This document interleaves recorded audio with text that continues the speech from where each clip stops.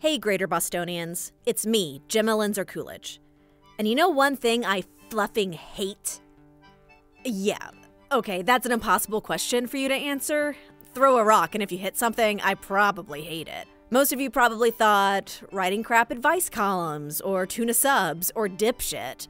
And you'd be right. But no, the thing I hate the most is something I'm pretty sure we all hate. And that thing is cancer. Fuck cancer.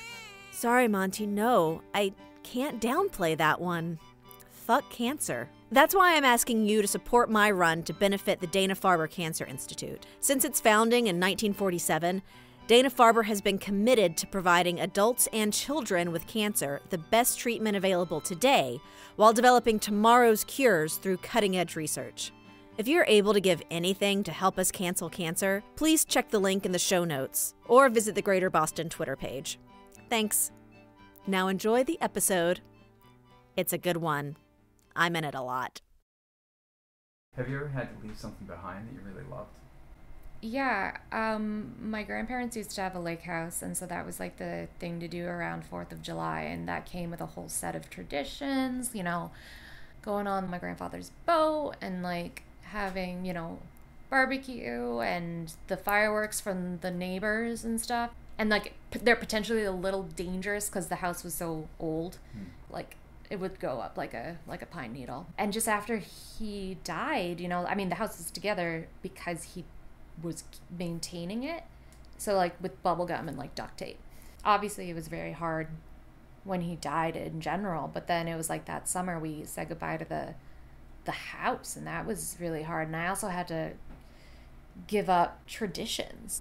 I mean, I've built new ones with my friends because they, growing up, were always mad that I wasn't around for 4th of July because our town really goes ham on fireworks. It's little town, big bang is what they call it. Like, it's professional grade. Previously in Greater Boston. I think I'm going to change my name. Freed Friend Poletti. I'll go relieve Ethan of his current obligations and send him to you. Melissa shoved Oliver into the Red Rat. Can we go on a date soon? I can't be there for someone who wasn't there for me. The place is Wonderland. Those want it in character voice. All right. Malden. Dorchester. Somerville. Hands listed. This? Somerville. I've been reviewing this my whole life. I live in Milton, Massachusetts. Rosendale. And Boston. South This is Brockton. Medford, Massachusetts. Red Line. Dorchester. This is Greater Boston. This week in Greater Boston, episode 36, Division Signs.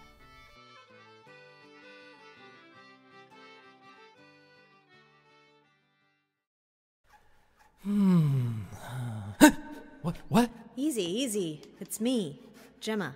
I was just checking on you, see how you were holding up. Where am I? Where's my family? What's that noise? The answer to all those questions are related. You're in the fun house at Wonderland. Your family is currently remodeling it to fit their energy-efficient needs, hence the noise. Here, drink some water. Thank you, Gemma. I'm sorry about your ball. I should have returned it to you right away, but, well, I'm sure you're going to call me a crazy-headed carrot-munching goon or something of the like, but when I first picked it up in the Third Side parking lot, it spoke to me and gave me a vision of something that made me think I could save my family, the commune. The voice was Leon Stamatis. Michael told me all about it. His spirit is trapped in the ball. You mean, you believe me? You believe that this is happening to your ball? You know what's funny? I do. I really do. The ball always had this weird, comforting effect on me. Ever since I was looking for a new editor, and it landed on Leon's resume. But I thought you told me it was a piece of trash. I believed it was.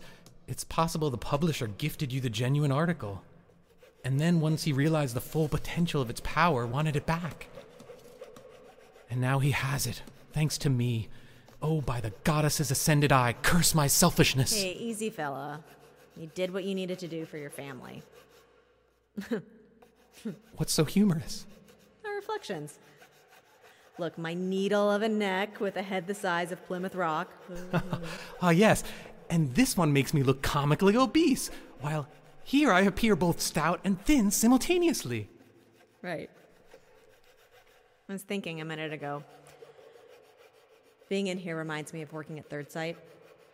I spent so much time looking around, created all these distorted impressions of people. I'd zoom in on the exaggerations, the ugliness, the things that stood out, things I didn't like, things I hated. But my reflection was in that hall of mirrors, too. Just as distorted and grotesque. And whenever it popped into my field of vision, I'd look away, focus on the reflections of others. You, for example.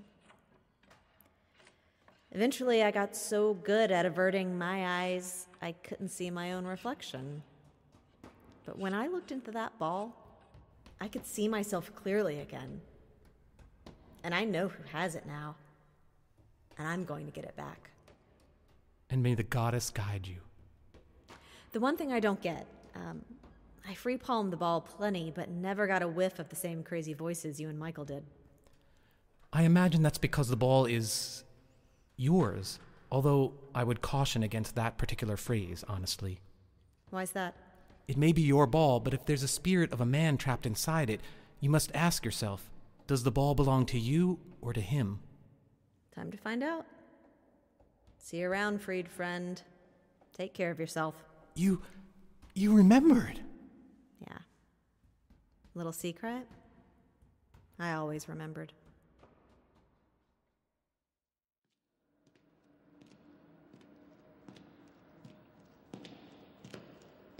Good morning, Mr. West.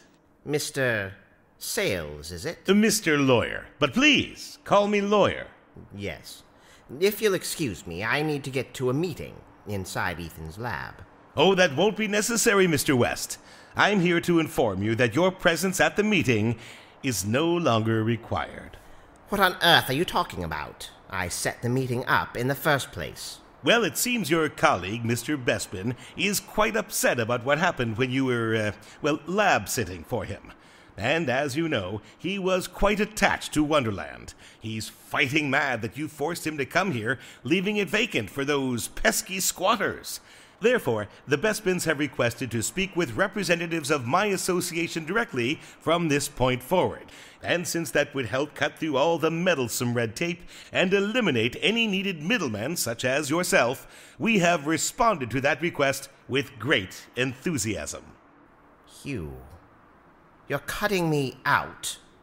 But we had a deal. So we did.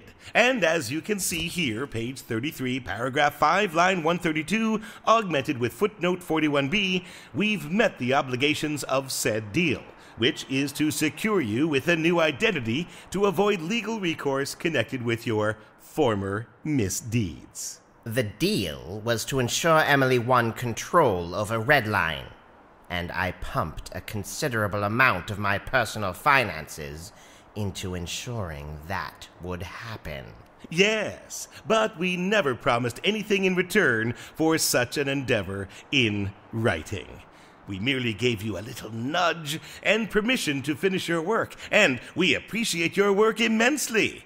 Once our association moves our new headquarters into the converted downtown crossing station, privatizes your city-run industries, raises the rent on all those cute little mom-and-pop space savers until they're priced out, renovates commercial real estate, installs our own retail operations in their vacant locations, our profits are bound to soar. Oh, and we're buying up all those freshly empty rail homes, too. We'll renovate a handful of those into luxury condo show homes, smartly market them to the wealthiest around, and convert Redline into the trendiest, most desired neighborhood in the Greater Boston area. You conned me. I won't let you get away with this. Get away with what, Mr. West? We never broke any laws, after all. You did that for us. Thank you. My nephew. I need to speak to Emily about my nephew. Yes, you see, the thing you need to understand is With Emily being in control of the city now, we want Redline to project the appearance of a strong, secure, and safe environment. Wow, with the lottery attack still fresh in everyone's minds, it's important to put the issue to bed and put everyone at ease, especially future investors and our desired real estate clientele. You need a fall guy. The perfect choice would be the man responsible for the attacks, but unfortunately he is no longer with us. May I make a suggestion? You originally set this plan in motion so that your media empire could profit from your control over this very municipality, correct? Redline does need a news outlet, a friendly one at that. We'd be happy to have you involved with that endeavor. You want me to be your propagandist? You say tomato, I say tomato. I believe you're supposed to pronounce that word differently in order for it to have the desired effect. Oh, I did. Couldn't you hear the difference? Tomato. Tomato. Yes. Of course, I'll need some time to think this over. In the meantime, if Ethan is so concerned with the state of Wonderland, I suggest you look up who legally owns the property and consider making a deal with them. Don't forget, Oliver West is dead. Dead men don't hold bargaining chips. Oliver West is dead, and Oliver West had a will, which he kept meticulously updated in case of any accidents. I see.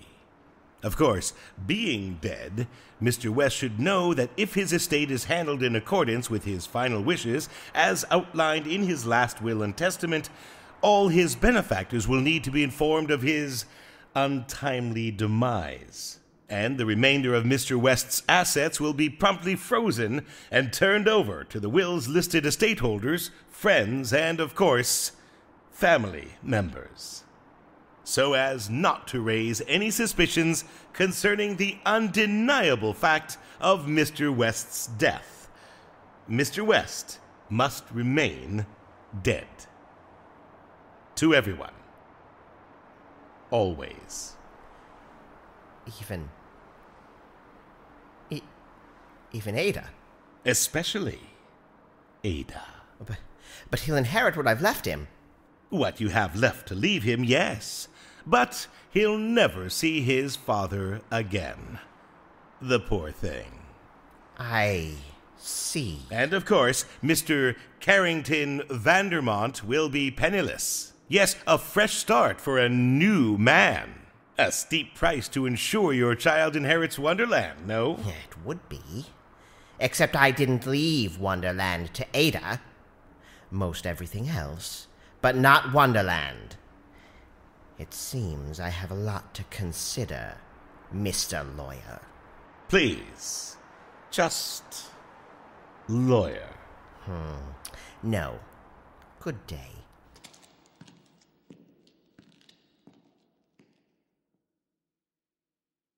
Leave something behind that I ever loved? No, actually, I don't think I remember a time when I had to leave something I loved, but probably sometimes I might have lost something. Like, I lost a valuable hat like airplane I forgot I left behind, stuff like that. I've moved. I was staying with my mother, and I moved to go stay with my father. So I've done that before, leaving my mother because I love her and my little brothers. So. But that's the only time. My family, I left home pretty young, and it wasn't like I left home to go to college. I left home to travel and went away with a hippie boyfriend to Florida and left my parents, and I was really close to them. It was really, really hard to do that. I cried and cried and cried. Every time I came up to visit them and would leave, I would feel desperate about it. And it was just everything, the house, them, the pets that we had. I had a pet turtle. And what's their name? His name was Rango, after like a movie character in an animated movie. When I was a little kid, I went to get a Botox injection for cerebral palsy reasons. And it was, like, for a child, a pretty dramatic experience because I was getting a big shot, and there's, like, I was used to doctors at that point, but, like, it was a big event, so I was really upset and afraid it would hurt. And while I was there, I left behind the stuffed animal I had brought for, like, comfort and never got it back, so that was, like, child traumatic for weeks. Unfortunately, we couldn't really take care of him, and there was also no pets allowed in the house we're moving into, so we had to, unfortunately, give him away. I tend to stay very much in an online space, and I find that to be really difficult to move from one group that I've felt accepted by and like I had a position in, and to try to move forward into a new space or group that I feel has a better path forward. I mean, Ellis and I are still friends, but Anne said that we didn't work out. And we could, but again, it's my concern about their safety with my family that's made me turn them down. As in my adult life, I think the biggest thing I've had to leave behind is moving from Chicago, where I was grown up, to Boston, but honestly that's worked out really well and I don't regret it at all, so. And I guess I didn't leave them behind, but it feels like I did. I left behind something that would have made me really happy and would have hopefully made them happy as well. And now that eviction day is here, Redline wasted no time promptly and justifiably evicting the former citizens who had violated their rail home contracts by barring their doors, closed to commuters and other citizens in the name of economic terrorism. Really, Chuck? When asked Really? for comments on how Isabelle Powell's exodus impacted her eviction Charlotte. plans, Jesus, Mayor you Beston scared the asked me crap to out of pass me. on How her long have you thanks been to in Ms. here? Powell, Just now. adding, I need to talk to you.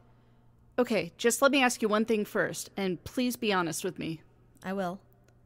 Are we okay? Like, we had that huge fight, and then we never really addressed it, and now neither of us even have jobs, and we have Monty, and we're living in a theme park, and we have a rail home back in Redline with all of our stuff, and this whole thing is my fault, Gemma. No, it isn't. It is, and you tried to tell me, you tried to warn me not to give it up, and I didn't listen to you, and now people are getting evicted from their goddamn homes, all because I dropped out of the race. You don't know that. There are so many factors that went into this crazy election between Isabelle's boycott But that's kind of on me, too. and Emily's dog whistling. No. Baby, please, you can't put this on yourself. This is on all of us. And I didn't listen to you either. I haven't listened to you for a long time. And I'm sorry about that. I'm really, really sorry. What are we gonna do? You're going to figure it out with Isabelle and Isaiah, the commune, and anyone else who wants to participate. And I know we're not working, but we'll be okay for a bit. They'll help you. And you? I'm going to do something else. What do you mean? What's something else? Do you remember when we were first dating? And you had that rusty clunker of a car, like the last piece of crap on wheels that still had a working tape deck? You used to make me mixtapes. We made them for each other. And in the summer, we'd take long trips just to drive and roll down the windows and scream bad lyrics into the countryside. God, I miss that so much. I never told you this, but one of the first mixes you made for me, there was just something about it. I probably shouldn't have done this, but every line on every song, it felt like a direct message from your heart to mine. I absorbed it all in a really specific way, probably an unhealthy way, if I'm being honest. I remember after listening to it, really listening to it the first time, I was on the train, and I was so caught up with how I felt that I missed my stop. And I stuffed my headphones into my pocket and rushed out the door so I could circle back and walk home. And later that night, I was going to bed, and I wanted to listen to it again, so I dug my headphones out of my jeans, and I looked at them, and they were all tangled up like they get when they've been in your pocket too long, tied together, knotted, interwoven, a complete mess. And I stared at them in my palm like that, and I thought, This is what she does to me. This is how she makes me feel. This is my heart. This is what she does to my heart.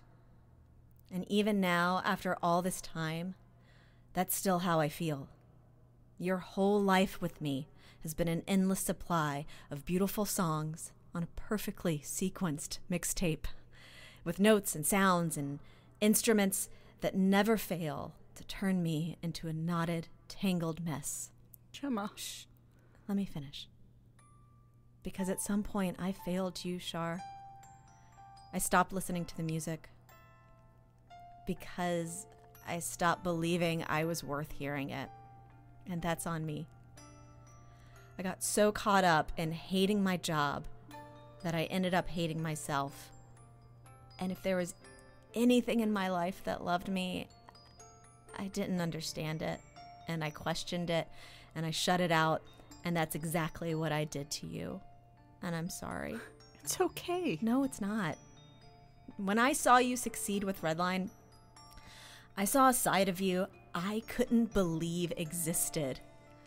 It was so good and pure that I couldn't imagine you wanting it to end. Because I felt this renewed sense of devotion to you that should have always been there, but wasn't. Because I was too caught up in my own bullshit to notice it. And it was like I could see some sense of self-worth for myself in what you were doing. And I clung to that. So when you told me you didn't want to do it anymore, I didn't know how to take that. I'm sorry. It's okay. It's okay because I know now. I know what I have to do. I've known since we broke into that lab and rescued that double F douche right on out of there. I can't stay here, Charlotte. I don't belong here. I need to go and fight and push back against what Emily is doing. It's what I'm meant to do. I know that now. What are you talking about? I mean, it's like something turned on inside me the other day. The music started playing again. I could stare right through the funhouse mirrors and see myself clearly. I spent the better part of 20 years working with that finicky, fake meat-eating motherfucker. Couldn't stand the sight of him until that built into hatred. For him, for my job, for myself for never leaving. I even convinced myself to hate you a little for not insisting that I leave. Yeah, but I know you did. I know you told me. But I told myself you were only saying that. I told myself I needed to work there anyway for a sense of stability, for an income, for our future child. But really, it was because I was afraid. Because what if Third Sight was the best I could do? What if that's all I was capable of? But it's not.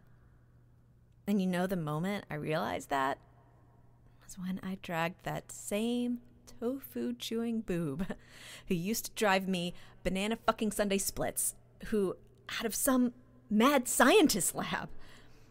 I felt something change inside of me. I felt like this was what I was supposed to do. It was probably just adrenaline or excitement. No. You're bound to feel things like that when you're essentially breaking the law. I'm telling you, that's not what it was. And please don't make me out to sound like some sort of criminal. Some laws are meant to be broken, like Isabelle's boycott. You know that better than anyone. So, what does this mean? What are you trying to tell me? I'm telling you I'm going back to our rail home. Bring anyone with me who wants to fight from the inside. I mean, it's your baby, Charlotte. Hell, it practically started at the exact same moment our son was born. I don't expect you to run it again, but you pushed for it. You led it, and everything good about it was yours. And I'm going to bring your baby back around. I'm going to fight until I win it back for you. Oh. Oh my God. Oh my God. Oh my God. What? I used to have this dream about Monty. before he was born. Can I tell you about it? Of course you can. I can? I want to hear it. He was just born. We were walking in the desert, and some witch or evil wizard put a hex on me.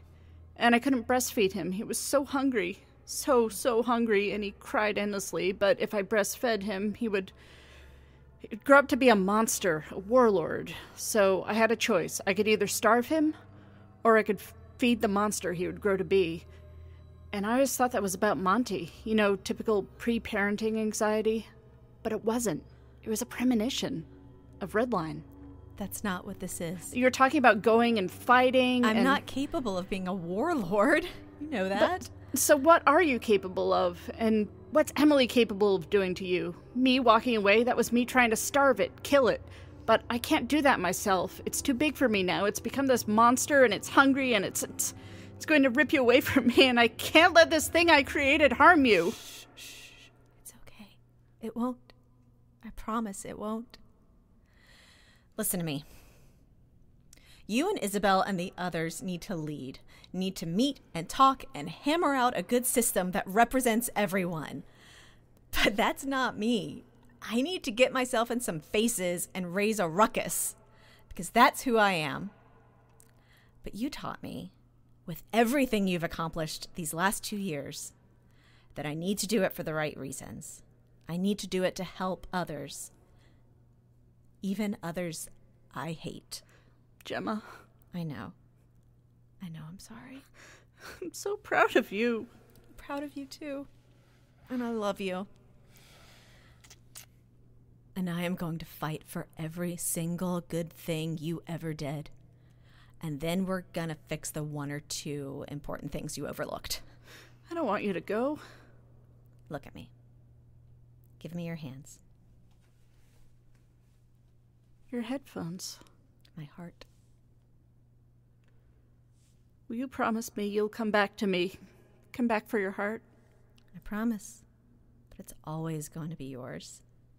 No matter what.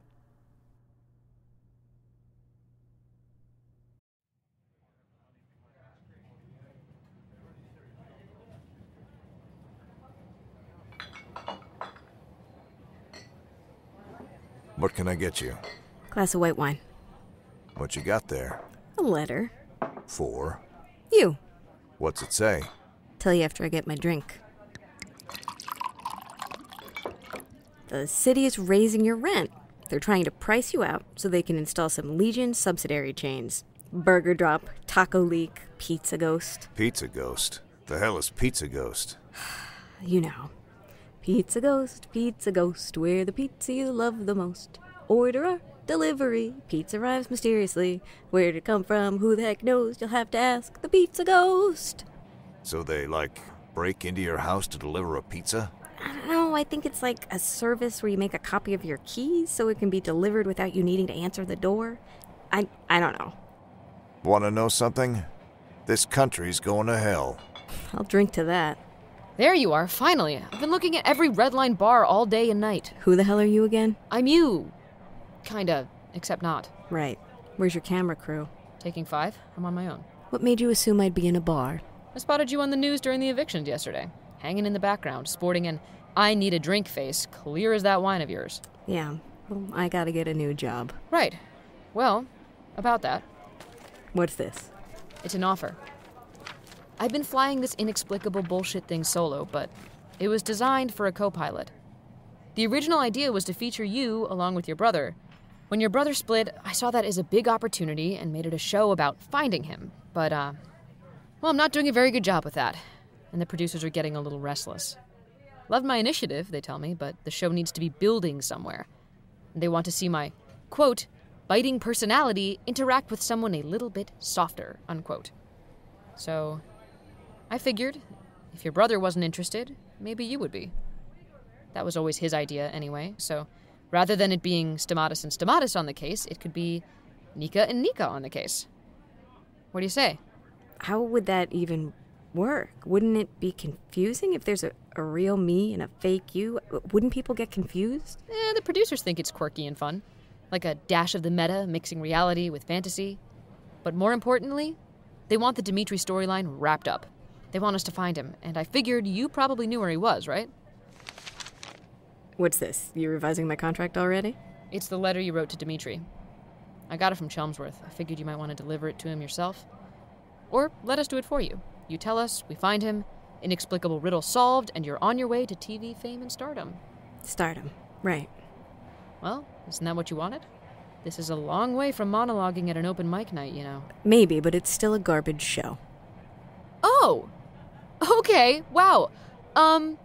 Let me tell you something, you ungrateful little prick. I have been an actress for 10 years. Do you know how much garbage I've worked on? Sure, I get picky sometimes. I say no to all sorts of work. If someone offers me a part of some brain-dead female love interest without a mind of her own, if the script is dominated with wonderfully smart and competent men while my role is the cliched generic cheerleader housewife secretary who shuts up and plays dumb, if the writer gave more insight into the size of my tits than my personality, if some producer hints at some kind of favor in order for a bigger part, those are all emphatic fuck no's. And that's not easy, because that shit is everywhere. But I work. And I survive with some goddamn integrity. Yeah, this show might be garbage, but at the end of the day, it's garbage I can just throw away and leave behind without getting its stench all over me. And you're sitting there judging me while you take the check of some moneyed asshat who wants to buy the world so she can watch it burn from the farthest distance. It's more complicated than that. Oh, sure, you're so misunderstood. Look, I hate to rain on your parade, but the rags to riches story is only in the movies. You want fame, you gotta earn it. But this out-of-the-blue offer is the closest you're gonna get. All you need to do is tell me one thing. Where is Dimitri? Or lead me right to him and let us film it. I don't care. We can kick your first episode off with a dramatic showdown between the two of you. Or not. Let us do it solo. Your call. What do you say? Do you want to be on TV with me? What's your name? Your real name? Nichole? You're shitting me. Pretty close, right? Nicoletta and Nichole. Hitting the town. Solving mysteries. Mixing shit up. So what do you say? Do you want to get famous with me, Nica? What are you afraid of?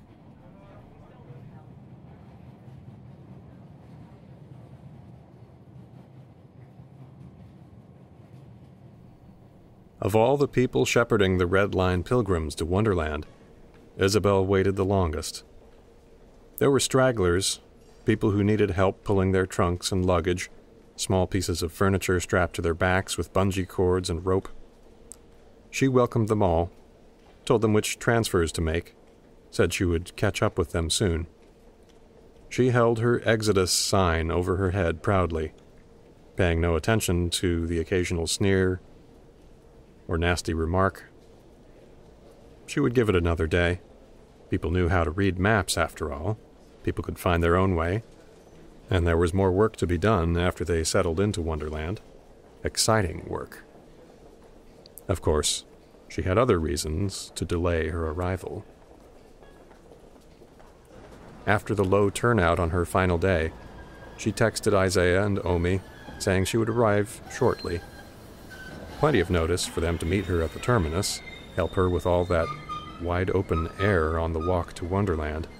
Isabelle pressed her hands together as she transferred from lines green to blue. She rode the escalator to the surface and gripped her shawl tight over her shoulders. And then she saw them. All of them.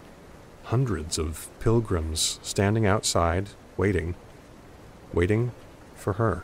There she is! One of them cried.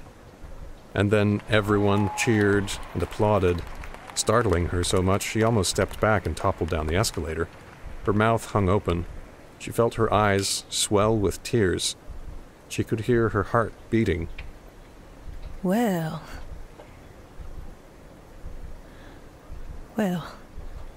She locked eyes with Isaiah, who was staring at his feet.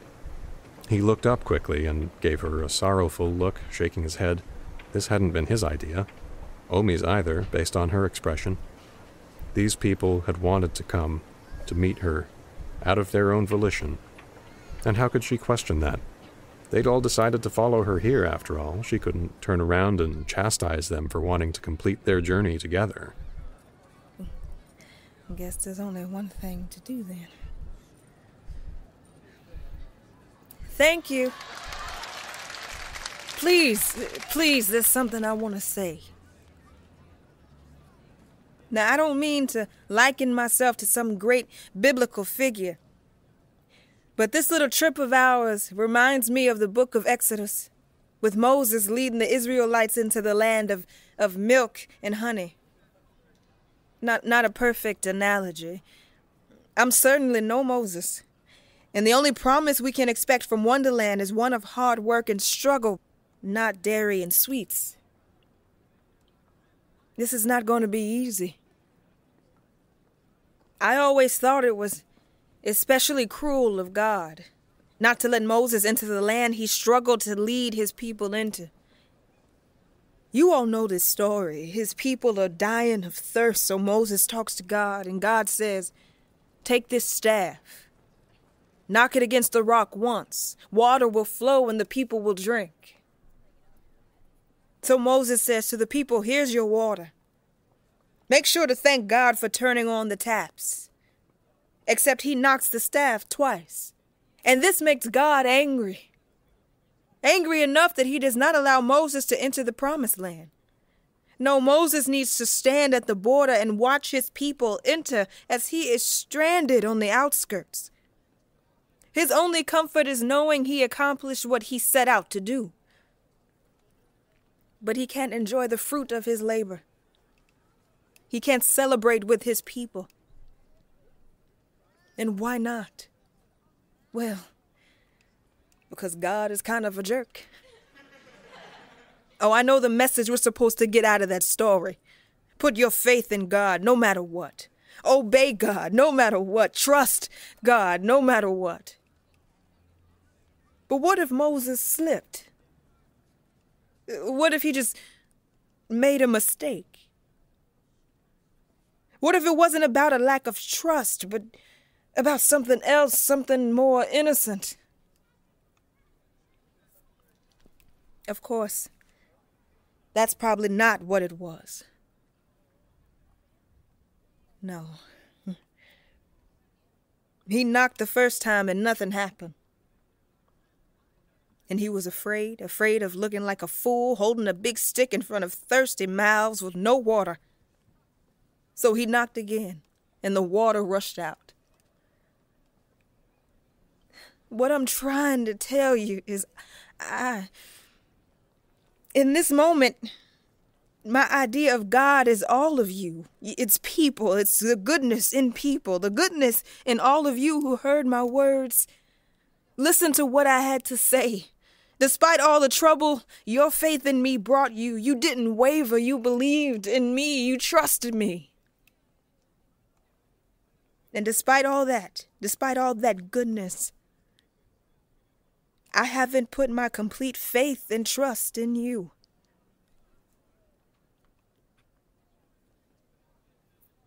This is my own personal little staff knocking twice against the rock. I can't cross over into our wonderland because I can't. I can't. I have a condition. Had it since I was young, as long as I can remember. I have extreme agoraphobia. It's severe enough that it completely immobilizes me when I'm out in the open unless I have some help. Someone covering me up with blankets or coats, their bodies, whatever they have. I'm sorry I kept this from you. Smart people told me not to, but I was too damn proud to listen. I feared you would see it as a weakness. I was afraid you'd think it defined me. And I hoped if I could be mayor in a city that's so frequently underground, enclosed, protected, well, then maybe I could get by. But now that I'm facing this chasm, with all that open air, now that I'm facing all your good, glorious faces, I realize I was wrong not to trust you.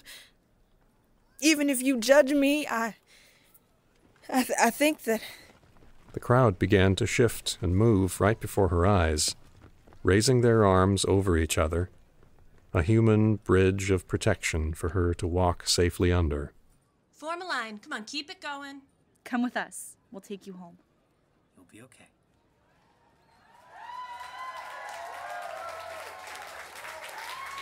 Keep it going. Extend it. Run to the end of the line. Come on. Thank you. Thank you. Thank you. Isabelle walked with a slight bent, ducking her head under shorter sets of arms, bent in the center of all those bodies, with thanks on her face and in her voice, silently wiping away tears as these rebels led her to their new home, half a mile away. Thank you. Thank you, thank you.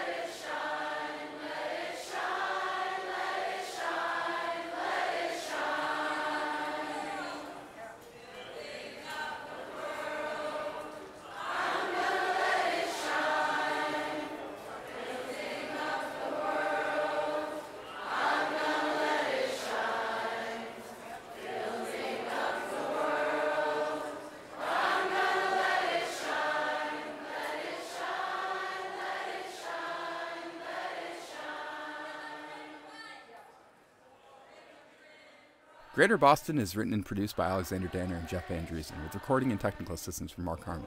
Thank you to Patreon supporter Rasmus. You can also support Greater Boson on Patreon at patreon.com/GreaterBoston.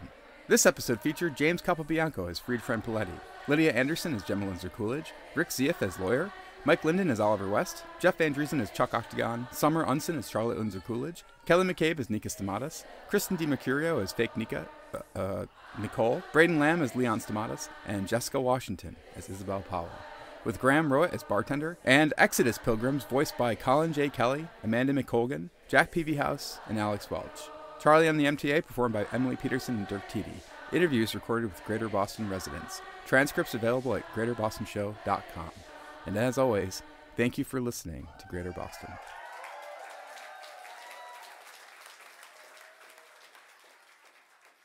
The city is raising your rent. They're trying to price you out so they can install some Legion subsidiary chains. Burger drop. Taco link. These are awful things for restaurants, it's true. They're just the worst. I practiced this so I wouldn't laugh. I'm sorry. All right, let's do this, McCabe. The city's raising your rent. They're trying to price you out. Sorry. The city's raising your rent. They're trying to price you out so they can install some Legion subsidiary chains. Burger drop. Oh no. I'm so sorry. It's okay. I'm just going to do this, guys. You got it. The city's raising your rent. They're trying to price you out so they can install some Legion subsidiary chains. Burger drop. I knew it. No. I knew it.